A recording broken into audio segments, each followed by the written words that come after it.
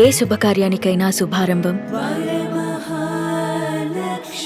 నమస్తే, నేను Keshav. Welcome to Suman TV. Andhra Pradesh ఉప ముఖ్యమంత్రి పవన్ కళ్యాణ్ సొంత నియోజకవర్గ పర్యటనకి బయలుదేరి వెళ్ళారు. అలానే రాష్ట్రంలోనే 12,500 మినీ గోకులాల్ని ప్రారంభించేటువంటి ప్రక్రియకి ఆయన శ్రీకారం చుట్టబోతున్నారు. ఈ క్రమంలో పిఠాపురం వెళుతూ దారిలో గతంలో జరిగినటువంటి ఒక ఇన్సిడెంట్కి సంబంధించి ఆ ఘటనా స్థలాన్ని కూడా ఆయన పరిశీలించారు. అసలు ఇంతకీ ఆ ఘటన ఏంటి, ఆ స్థలానికి ఎందుకు పవన్ కళ్యాణ్ వెళ్ళారు, ఒకసారి విశ్లేషించే ప్రయత్నం చేద్దాం. మనతో పాటు అనలిస్ట్ సుబ్రహ్మణ్యం గారు. సుబ్రహ్మణ్యం గారు నమస్కారం. నమస్కారం. పవన్ కళ్యాణ్ గారు అఫీషియల్ టూర్ ఒక రకంగా రాజమండ్రి ఎయిర్పోర్ట్లో దిగి ఆయన పిఠాపురం వెళ్ళాలి నేరుగా. అయితే ఏడీబీ రోడ్డు, ఆ రోడ్లో వెళ్ళాలి అని అధికారులకు ముందుగానే సూచించారు.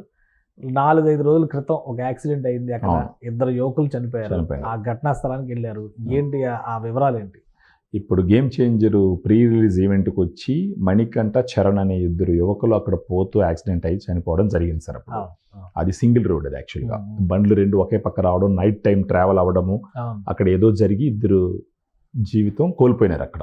రంగంపేట మండలం ముకుందవరం గ్రామం అని చెప్పి. అవును.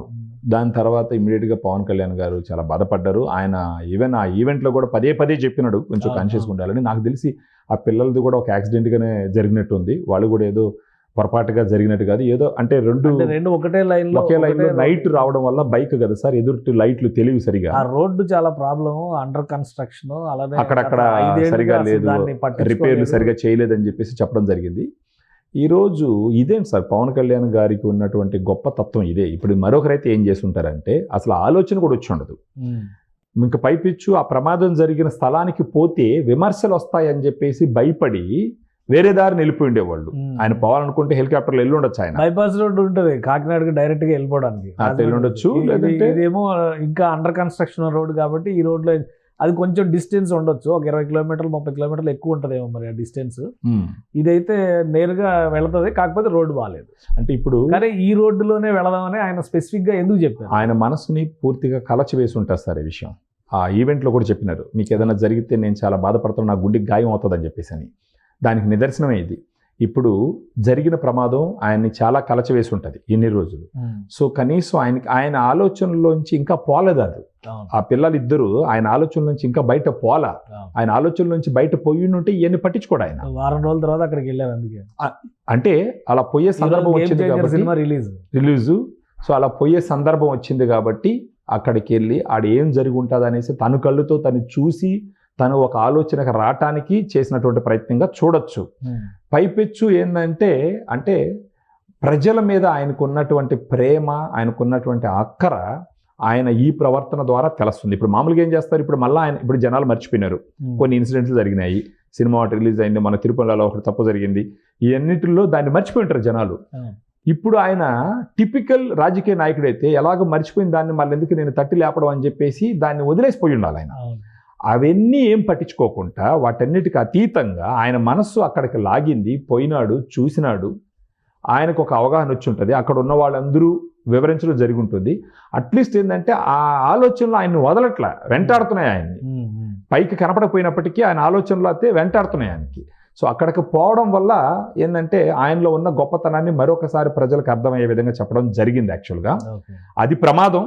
ఖచ్చితంగా ఈవెంట్ జరిగిన ప్లేస్లో జరుగుంటే మాత్రం నిర్వాహకుల తప్పిదమని మనం అందరం చెప్పచ్చు. పోయే దారిలో జరిగింది ప్రమాదం. బట్ అయినా కానీ ఏంటంటే మనం వచ్చిన ఒక ఈవెంట్కి వచ్చిపోయినారు, మన అబ్బాయికి సంబంధించిన ఒక ఈవెంట్కి వచ్చిపోయినారు అనేసి బాధ్యత అది మనసును కలచివేసి ఉంటుంది ఆయనకి. అందుకనేసి అక్కడికి పోవడం అంటే ఆయన నేరుగా పిఠాపురం పోవాల్సిన విషయం అయినప్పటికీ ఆయన్ని ఆలోచనలు వదలలేదు కాబట్టి అక్కడికి పోయి ఆడ చూసి దిగి అక్కడ కొంచెం వివరాలు తెలుసుకొని తర్వాత కొన్ని లోకల్గా తయారు చేసేటటువంటి ప్రోడక్ట్లు కూడా ఉంటే వాటి దగ్గరకు కూడా వెళ్ళి వాళ్ళని ఎంకరేజ్ చేసినట్టు. ఇప్పుడు ఆయన అక్కడికి వెళ్ళాడంటే ఆ ప్రోడక్ట్లకి ఒక ఫోకస్ వస్తుంది కదా. ఆ ఫోకస్ వచ్చినప్పుడు ఇప్పుడు చనిపోయిన కుటుంబాలకు కూడా ఆయన 5 లక్షల రూపాయలు ఆయన పార్టీ తరఫున 5 లక్షలు ఇచ్చారు. దిల్ రాజు గారు కూడా 5 లక్షలు ఇచ్చినారు. వాళ్ళకి ఆదుకుంటామని కూడా చెప్పినాడు. సినిమా పథకాల్లో ఏమైనా అవకాశం ఉంటే అలా కూడా ఆదుకుంటామని కూడా చెప్పడం జరిగింది అనమాట.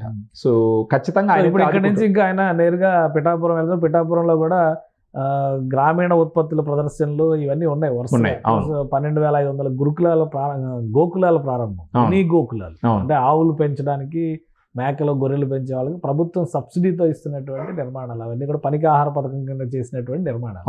సో ఒక పెద్ద పథకం ప్రారంభోత్సవానికి వెళుతూ అవును ఇక్కడ ఆగడం అనేది కొంత సమయ పాలన అంటారు కదా, మళ్ళీ అక్కడ డిలే అవుతుందేమో అనే ఆందోళన లేకుండా ఇక్కడ అంత ప్రయారిటీ యాక్చువల్గా ఇప్పుడు మీరు ప్రాధాన్యం ఇచ్చారు. మనకు ఒక ఇంగ్లీష్ లో ఒక సెంటెన్స్ ఉంటుంది sir, powerful places makes people powerful అని. కానీ పవన్ కళ్యాణ్ గారి విషయంలో అది ఉల్టా, powerful people makes places powerful అని. సో ఈయన ఒక పవర్ఫుల్ క్యాండిడేట్ కాబట్టి ఆయన ఒక ప్లేస్కి వెళ్ళినాడంటే ఆ ప్లేస్ కూడా పవర్ఫుల్గా తయారవుతుంది. సో ఈ లోకల్గా తయారు చేసినటువంటి ఉత్పత్తుల దగ్గరికి ఈయన వెళ్ళినాడంటే ఆ ప్లేస్కి ఒక ప్రాధాన్యత వస్తుంది, ఒక ఫోకస్ వస్తుంది, జనాలు చూపొద్దు దాని మీద పడుతుంది. దాని ద్వారా స్థానికంగా అక్కడ ఉండి ఆ ప్రోడక్ట్లు తయారు చేసేటటువంటి వాళ్ళకి ఆర్థికంగా మేలు చేకూరేదానికి వాళ్ళ యొక్క నైపుణ్యము ఉత్పత్తులు ప్రపంచానికి తెలిసే విధంగా ఈ చర్యను చూడొచ్చు మనం. సో ఆయన ఏంటంటే ఇప్పుడు అక్కడికి ఎట్టొచ్చి వాళ్ళు ఏడ్ చేస్తారు, అక్కడికి వెళ్ళి ఆయన 12,500 గోకులాలని స్టార్ట్ చేయడం అన్నది అది కొంచెం ఒక గంట తర్వాత లేట్గా చేసినా వచ్చే నష్టమే లేదు. కానీ పోయే సందర్భంలో అక్కడ కొంతమంది చేసినటువంటి ప్రోడక్ట్లు వెలుగులోకి తీసుకొస్తే గనక అక్కడ ఉన్న వాళ్ళకి మేలు జరుగుతుంది. So powerful people makes places powerful అని చెప్పేసి, సో ఆ రకంగా మనం దీన్ని చూడొచ్చు.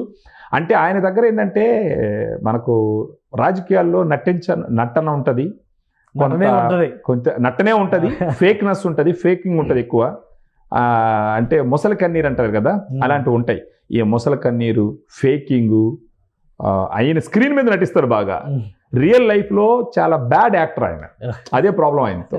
రియల్ లైఫ్ లో వాళ్ళ ఏది తిరుపతి ఘటనకి వెళ్ళి మా టీటీడీ ఈవో మా అడిషనల్ ఈవో ఫెయిల్ అయ్యారని ఆయనే చెప్పినాడు. అంటే అదే రియల్ లైఫ్ లో ఆయన చాలా బ్యాడ్ యాక్టర్. బ్యాడ్ యాక్టర్ అంటే రియల్ లైఫ్ లో ఆయన యాక్టింగ్ కి 0 ఇవ్వాలి మనం. స్క్రీన్ మీద కావాల్సి ఉంటే ఆయన యాక్టింగ్ కి ఒక 4-5 ఇవ్వచ్చు, ఒక 5కి 4 నుంచి 5 దాకా ఇవ్వచ్చు స్క్రీన్ మీద యాక్టింగ్. రియల్ లైఫ్ లో ఆయన యాక్టింగ్ 0. మళ్ళా పొలిటికల్ గా ఒక రాజకీయ నాయకుడిగా ఆయన యాక్టింగ్ -1 -5 ఇవ్వచ్చు ఆయనకి. అంటే యాక్షన్ నిజాలే మాట్లాడతాడు. ఆయనకు ఉన్న స్ట్రెంగ్త్ అదే సార్, ఆయనకున్న వీక్నెస్ కూడా అదే యాక్చువల్గా. కానీ ఆ వీక్నెస్ ఈరోజు స్ట్రెంగ్త్ అయింది ఆయనకి. నిన్న పోయినాడు తిరుపతికి, వీళ్ళందరూ బాధ్యత తీసుకోవాలి, బాధ్యతగా మెలగాల, క్షమించండి అని చెప్పి ఓపెన్గా చెప్పినారు. అదే ఇంకొకరికి గానైతే రాజకీయంలో ఉండి అలా ఓపెన్గా ఒప్పుకుంటే ఆయన కింద సీటు కదులుంటుంది. కానీ ఈయన చేసినందువల్ల దానికి ఎవరిన ప్రాధాన్యం ఇచ్చి ఆయన సీటు కదపాలని చూస్తే వాళ్ళ సీట్లు కదిపోతాయి. సో అలాంటి పవర్ఫుల్ మనిషి ఆయన. సో ఫేకింగు, మొసలి కన్నీరు, నటించడము, జనాల్ని మభ్య పెట్టడము, ఇవన్నీ లేనటువంటి ఒక హైలీ ఇన్సులేటెడ్ పర్సనాలిటీ ఆయన. దగ్గర కూడా రావు అవన్నీ. సో ఆ రకంగా పవన్ కళ్యాణ్ గారిని మనం ఆయన చేసేటటువంటి చర్యలను ఆ విధంగా గమనించాలి. ఒక రకంగా పిఠాపురం జనాలు ఎంతో అదృష్టం చేసుకునేవాళ్ళు సార్. వాళ్ళ ఇంతకు ముందర చరిత్రలో కానీ భవిష్యత్తులో కానీ పిఠాపురానికి ఒక చరిత్ర బుక్ రాస్తే పవన్ కళ్యాణ్ గారికి మాక్సిమం పేజీలు 100% ఇవ్వాల్సి వస్తుంది, ఉంటాయి యాక్చువల్గా. భవిష్యత్తులో కొన్ని తరాలు అయింది కాబట్టి అక్కడి నుంచి ప్రస్థానం ఈ 5 ఏళ్ళు చూసిన తర్వాత ఇంకా ఆయన కోసం ఒక చరిత్ర రాయాల్సి వస్తుంది. ఆయన ఒక మాట అన్నాడు సార్, దేశంలోనే ఒక గొప్ప నియోజకవర్గంగా చేసే బాధ్యత నాదే అని అన్నాడు. అది ఓట్లేసిన జనాలు మర్చిపోయి ఉండొచ్చేమో, మాట ఇచ్చిన పవన్ కళ్యాణ్ గారు మాత్రం మర్చిపోడు, నిద్రలోనూ మర్చిపోడు, పొగులు మర్చిపోడు సార్. ఆయన చేసేదాకా కూడా ఊరుకోడు. ఆయన డబ్బులే జనాలకి బెల్లం జరిగినట్టు జల్తాడు ఆయన. కానీ రివర్స్గా రాజకీయ నాయకులు జనాలు నోలగొట్టి లాక్కుంటారు. అలాంటి ఒక క్లీన్ క్యారెక్టర్ ఉన్నటువంటి ఒక ఐడియల్ హ్యూమన్ బీయింగ్ ఆయన. సో ఖచ్చితంగా పిఠాపురం వాళ్ళు ఎంతో అదృష్టం చేసుకునే వాళ్ళకి చూడాలా. మన నియోజకవర్గాలకి ఈయన లేకుండా పోవడం మనం చేసుకున్న దురదృష్టం అన్నట్టు ఫీల్ అవ్వాలి. అన్ని నియోజకవర్గాల వాళ్ళు ఫీల్ అవుతారు యాక్చువల్గా. కానీ అలా అవ్వకుండా ఎమ్మెల్యేలు కానీ చేసుకోగలిగితే వాళ్ళకు కూడా చరిత్రలో కొన్ని పేజీలు ఉంటాయి. ఒక రోల్ మోడల్, ఖచ్చితంగా అందరికీ కూడా ఒక రోల్ మోడల్ పవన్ కళ్యాణ్. ఖచ్చితంగా సార్, ఖచ్చితంగా. రైట్, థ్యాంక్ యూ సుబ్రహ్మణ్యం గారి విశ్లేషణ. ఇది సొంత నియోజకవర్గం వెళుతూ దారిలో గతంలో జరిగినటువంటి దుర్ఘటనని గుర్తు చేసుకుంటూ ఆ కుటుంబాన్ని కూడా ఓదార్చే అవకాశం ఉందని చెప్పని జనసేన పార్టీ శ్రేణులు అంటారు. అలానే పవన్ కళ్యాణ్ గారు అక్కడ జరిగిన సంఘటన వివరాలు, రోడ్డు నిర్మాణం జరుగుతున్నటువంటి పరిస్థితుల గురించి అధికారుల నుంచి వాకప్ చేశారు. ఇక గోకులాల ప్రారంభోత్సవాలతో పాటు గ్రామీణ పండగగా చెప్పుకునేటువంటి సంక్రాంతి సంబరాలని పిఠాపురంలో ఆయన ప్రారంభిస్తున్నారు. పిఠాపురం రూపురేఖలు పవన్ కళ్యాణ్ ప్రాతినిధ్యం వహించిన తర్వాత చరిత్రలో నిలిచిపోయే విధంగా మారతాయనేటువంటి ఆశాభావం ఉంది అని సుబ్రహ్మణ్యం గారు విశ్లేషిస్తున్నారు. ఇది special discussion. Keep watching. Suman టీవీలో మీ పర్సనల్ అండ్ బిజినెస్ ప్రమోషన్స్ కోసం కింది నెంబర్కి కాంటాక్ట్ చేయండి.